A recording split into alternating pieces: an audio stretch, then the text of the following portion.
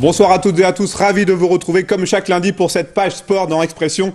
Ce soir, beaucoup de choses à vous raconter. On va profiter du beau temps qui arrive pour parler de voile avec mon invité Antoine Nion. Antoine Nion, bonsoir. Vous êtes directeur du centre du cercle de voile de Sevrier. On va revenir avec vous sur la Coupe nationale des jeunes qui a lieu ce week-end. On parlera aussi de toute l'actualité. À tout de suite.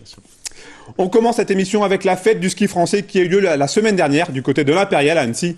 Notre confrère Ski Chrono organisait la 3e cérémonie des chronos d'or pour récompenser les meilleurs skieurs. Reportage.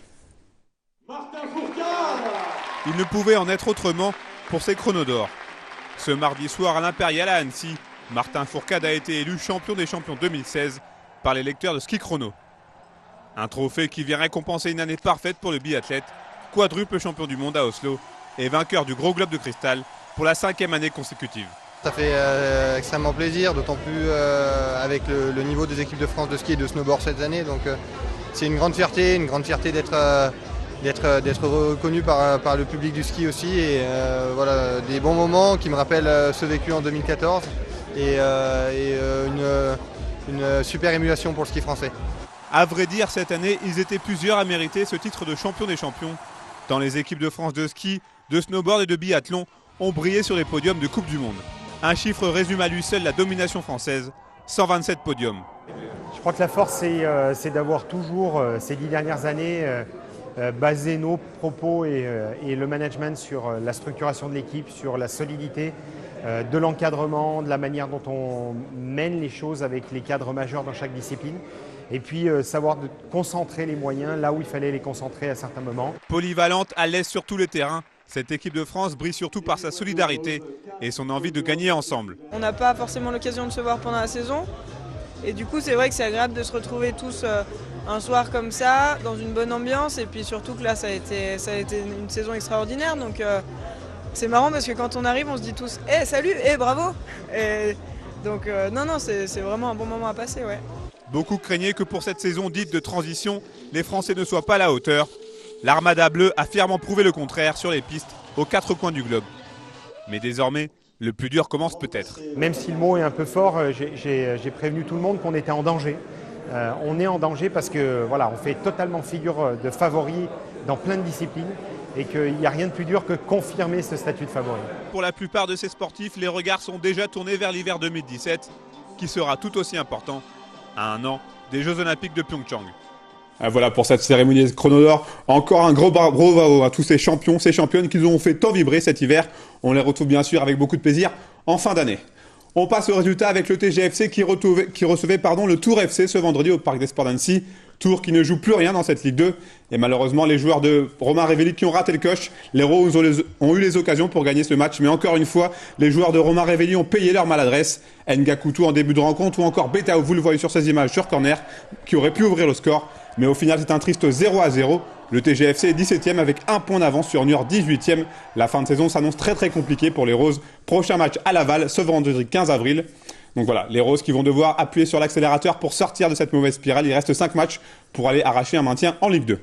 Un mot de basket pour vous signaler là aussi la mauvaise passe de l'équipe d'Aix-Maurienne Savoie Basket en championnat national 1 qui enchaîne les défaites, 5 défaites de suite, dernier revers en date ce samedi à la Halle-Mariose contre Tarbes 87-81. La MSB est désormais 5e à 3 journées de la saison régulière. Une place en play-off est encore envisageable, mais attention, il va falloir être bon jusqu'à la fin de saison. C'est l'heure de notre invité Antoine Nion. Antoine Nion, rebonsoir. On va parler avec vous de voile, et plus particulièrement de votre club, le Cercle de voile de Sevrier, qui organisait ce week-end la Coupe nationale jeune catamaran 2016. Déjà une première bonne chose, la météo était au rendez-vous. Ça, oui. C'est important, on imagine, dans ce genre de compétition. C'est vrai que c'est très important, parce que nous, la météo, c'est notre terrain de jeu. Donc, sans météo, pas de course et donc pas de pratique. Alors, quelques mots justement sur cette compétition. Qu'est-ce qu'elle représente dans le calendrier ? Alors, donc là, c'est vrai qu'on est sur une compétition d'un niveau national. Donc, c'est vrai que c'est une grosse compétition, ce qu'on appelle, nous, une grade 4. Et donc, on a des équipages qui se déplacent de toute la France. Donc, c'est vrai que ça, c'est quelque chose, un gros événement pour la région. Et nous, c'est vrai qu'on a une grosse philosophie catamaran. Donc on a décidé d'organiser cette compétition nationale jeunes catamaran pour cette année 2016. Vous avez combien de jeunes là pour ces 2-3 jours? Donc là, on a eu 128 participants. Ah oui, donc ça représente ces équipages en double, hein, donc 64 bateaux sur les lignes de départ. Donc vraiment un gros événement. On remercie Christian Rossa pour ces images. Concrètement, comment ça se passe? Comment est-ce que les jeunes navigateurs sont départagés entre eux? Alors donc là, c'est vrai qu'ils sont scindés sur plusieurs catégories. Donc on a une première catégorie qui sont les minimes, donc les plus jeunes.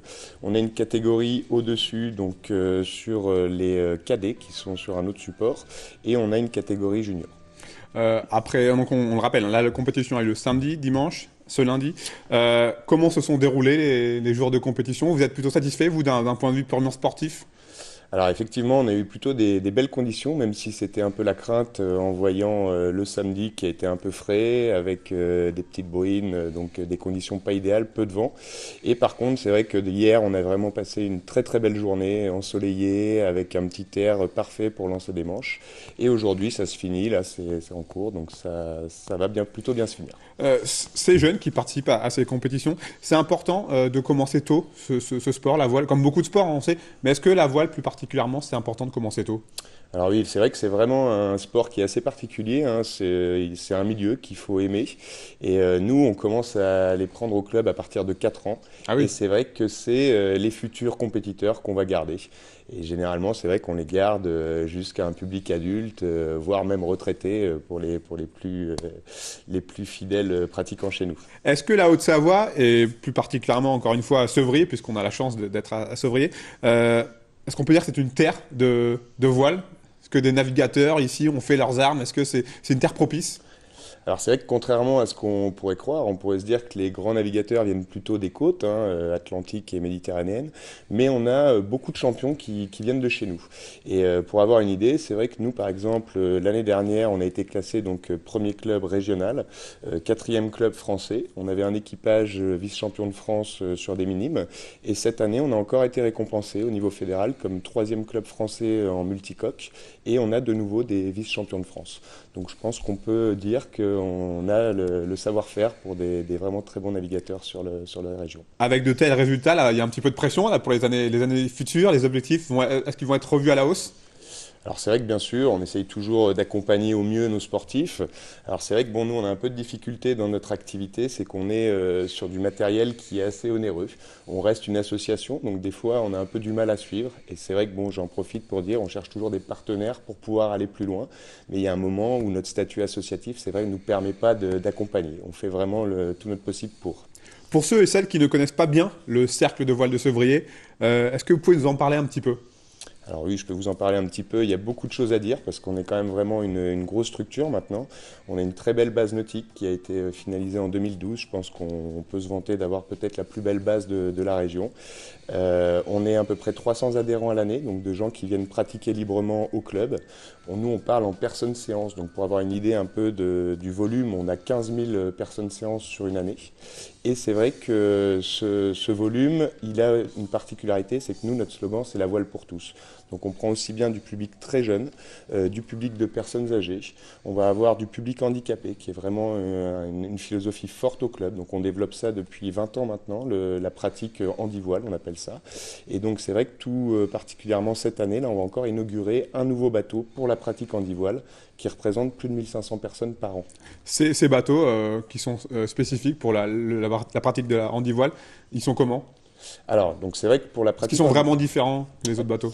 Donc là, c'est ce que j'aime beaucoup, moi, dans la voile, c'est que ce que je dis toujours, c'est qu'en voile, c'est le matériel qui s'adapte. On ne va pas changer la façon de pratiquer, mais on va avoir un matériel qui est adapté, en fait, pour une personne en situation de handicap, soit moteur, soit mental, mais on va trouver un équipement qui va pouvoir pallier, je dirais, et réduire cette difficulté d'être en situation de handicap.